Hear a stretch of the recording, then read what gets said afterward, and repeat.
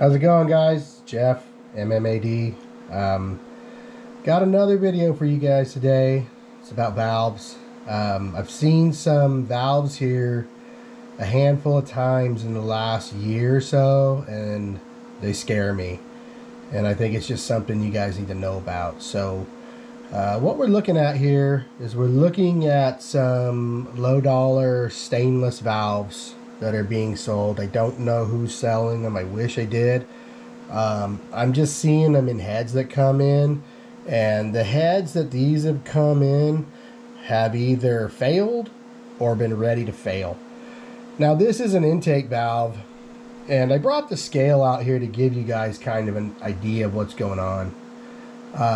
This valve, this is an intake valve, and it weighs 28 grams. Okay, so to put that into perspective, this is a factory real thing, titanium valve, and you're gonna see it weighs just barely over 14 grams. So this is how the bikes were designed, this is how they were sold, titanium 5 valves, 14 grams. When pretty well-known companies did a good job with stainless valves, they weight relieved them. They came in about 50-55% heavier. From either Faria, Kibble White, whatever, that if you're going to run a stainless valve and increase the weight, you have to increase the spring pressure. And they made attempts in cupping faces or reducing the material in the tulip area on these stainless valves to get the weight down as low as they could.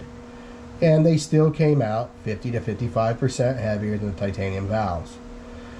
But the other thing you notice too is you're not going to confuse this valve for OEM. The coloring, you know, the face machining, it's distinctively different. So when you see it, you're like, oh, that's a stainless valve. You know, whether it's for you or not, that's up to you. But you know it when you see it. What's really bugging me right now about these new valves is, number one, zero thought or effort has been put into this valve to weight relieve it. And they're actually going out of their way to try to make these valves resemble the OEM valves. So if you've ever seen a stock YFZ OEM valve, this is the stainless one. But this is the OEM one. So, you know, they're doing machine ops to try to make these valves resemble the originals.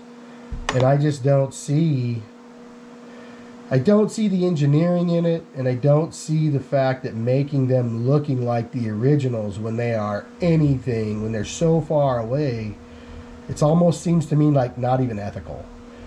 But the other thing too, the third thing, is that they're also selling it with a spring that is a direct replacement for the stock spring.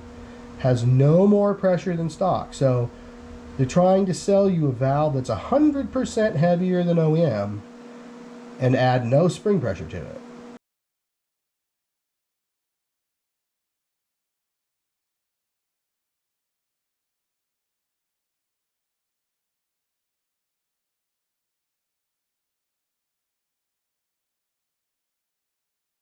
You're going to start replacing parts. Do your best job to try to put fairly high caliber, well thought out parts back in them. I've just seen this so many times, but you know that old saying, if you can't afford to do it right once, then you sure as hell can't afford to do it twice. If you put valves like this in an engine to try to save a few dollars, you will, one way or the other, be putting the correct stuff in them.